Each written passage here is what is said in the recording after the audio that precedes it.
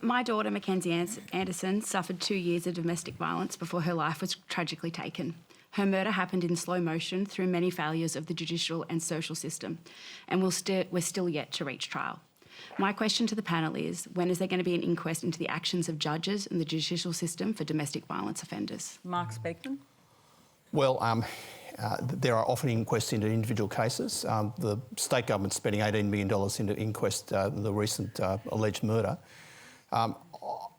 Criminal justice, the criminal justice system is an important part of the domestic violence response, but it's probably not the major part. But I think we can do a lot more to protect victims of domestic violence, and that's why we're suggesting as an opposition that we roll out electronic monitoring for serious domestic violence charges.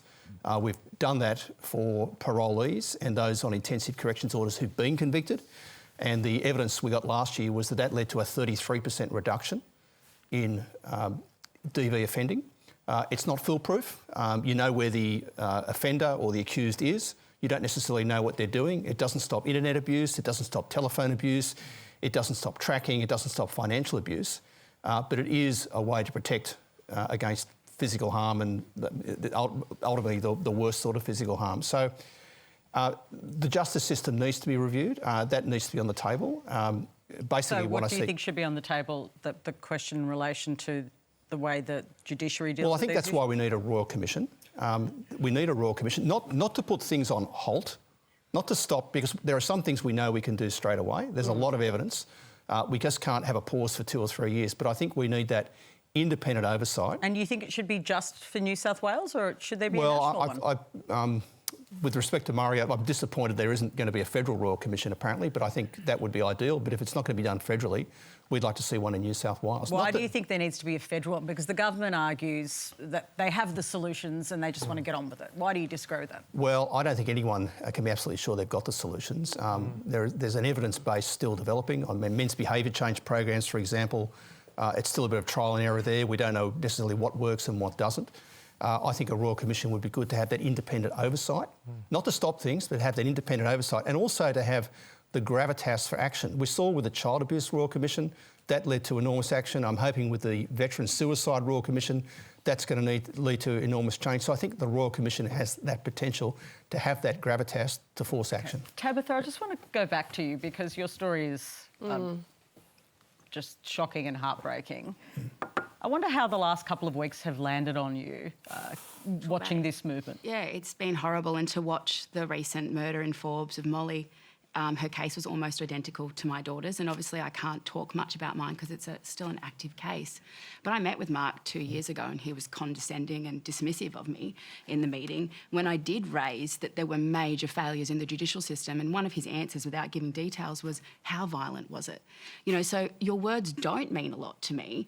And whilst I do agree that prevention is a huge thing that we need to do, and this is a multi-layer onion approach that we need, there are many judges letting violent offenders out without intervention. I 100% agree with your comment. We need some kind of counselling in there. We need rehabilitation. I don't want to throw men out with the bathwater. We have failed them at some point and that's how they've got there. We have to have compassion at the same time. I'm not going to become angry and bitter to all men, but what we do need to do is that we can't slap them on the wrist and say, now your life's at risk because I'm not going to actually follow through with some actions on this. And that's what upsets me greatly with that. I think that this is such a multi-layered issue and we need a lot of different approaches all at once.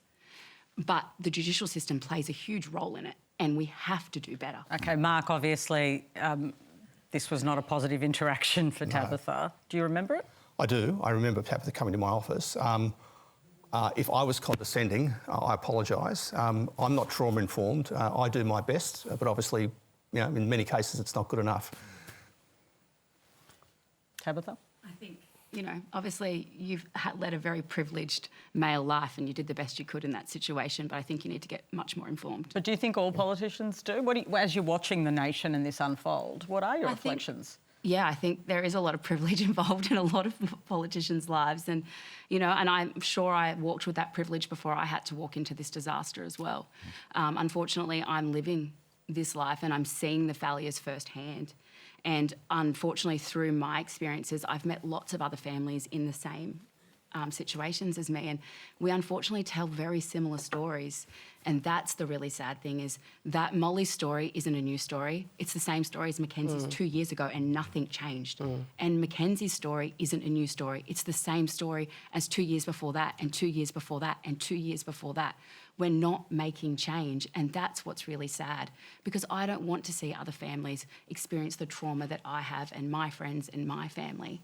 And unfortunately, I see the media, and the last 2 weeks have been very triggering for me, because I know exactly how those families feel. I know their life just became ruined in a way they never could have imagined.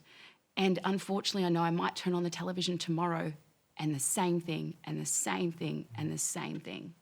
Tabitha, can I say I'm really sorry to hear your story, and for anybody that has had to experience that. But you're so right, and one of the things that I think is so important for everybody to hear, because I don't think the media reflects this adequately.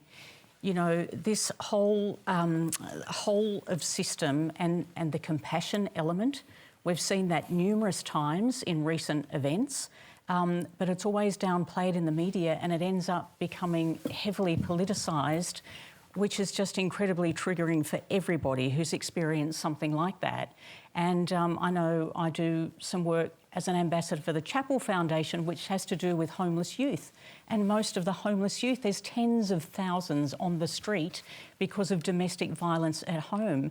And so there's all of these interjections that have to work together so that we never, ever get to that point. And of course, the judicial system sits at the top of that. But that's the end of the road, isn't it? Yeah. And there's all of these other steps in the way. Yeah, plays a big role in this. Obviously, I've done a lot of media talking, and a lot of the times when I talk about compassion and prevention and how we can intervene, it doesn't make it to the screens. It doesn't make it to paper. They want the trauma porn from me. They want to see me crying. They want to display me on something. They want to put me up like that, but they don't want to have the real discussions. And that's really annoying, because you're there going, I actually think there's space to have compassion, and there's space to have better conversations, because just saying they did everything wrong and they have to take responsibility won't fix the problem. And That's a the really only way powerful things point. heal. Powerful. And trauma porn is a really good way of describing it, and I think the media has been. We know that we're having our own reckoning about the way that we deal with these issues. The fundamental question, though, about a review into the way judges deal with these issues. Does all of that have to be on the table, and can that only be through a royal commission? I absolutely think it has to be on the table, and thank you, Tabitha, for sharing your story. I can't imagine what you and your family have gone through since that terrible event. And I've certainly met with victim survivor organisations, women legal services, who always raise the need for more training of judges, registrars, police, politicians. We need more as well. My wife has worked in this space in a policy sense, so I guess I've benefited a little bit from that, but I'm by no means an expert. But I guess it goes to that broader point that you're making, that this is going to need such a variety of different actions. It does need more resourcing. I would argue that we are providing a lot of resourcing, but it needs resourcing. It needs legislative change. It needs training. It needs housing, crisis accommodation. It needs a range of responses. And I guess the point is we've got to seize this moment and actually make this a national turning point. I feel like, we've been in this place before. I'm sure all the women in the audience feel it much more deeply than I do. We cannot allow this to continue without seizing the moment and driving some change. So how do we make it a national turning point? Yeah, I think, Tabitha, I just can't imagine. So, and you're right, it has happened time and time and time again. And women, we get to a certain age and we're like, really? Really? What used to be behind the front door now is out of the front door, wasn't never reported in the media, and it is everywhere. And I think it needs to stay there until we actually get some tangible actions. And it is about the Jess Hill piece about short-term, medium-term and long-term strategies, not pouring all the money into prevention.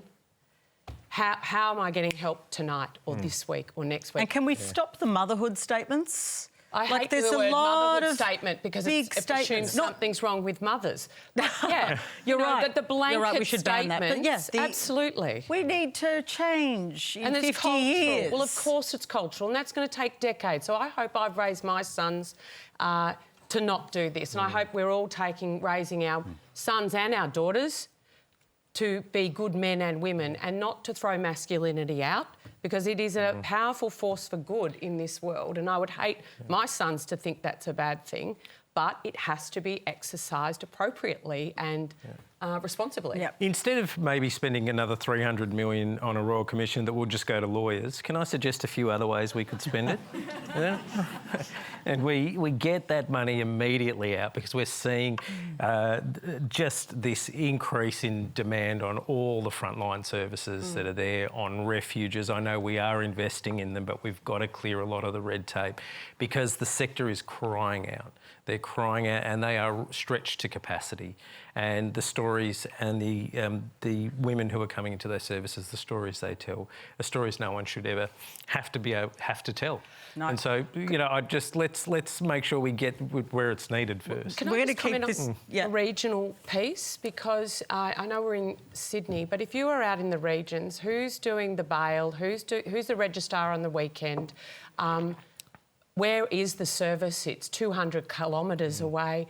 There's a whole raft of next layer of intractability and inaccessibility too, I think.